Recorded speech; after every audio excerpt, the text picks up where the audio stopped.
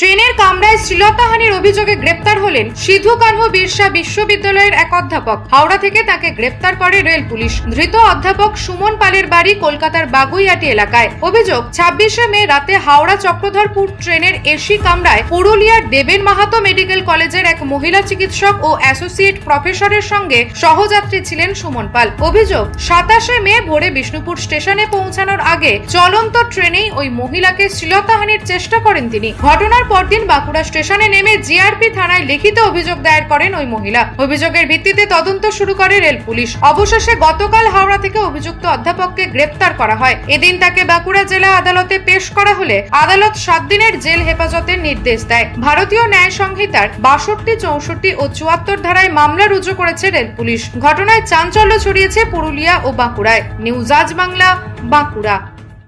পশ্চিমবঙ্গ সরকার অনুমোদিত স্বাস্থ্যসাথী মান্যতাপ্রাপ্ত রোগী পরিষেবার বিশ্বস্ত প্রতিষ্ঠান দামোদর হেলথ কেয়ার।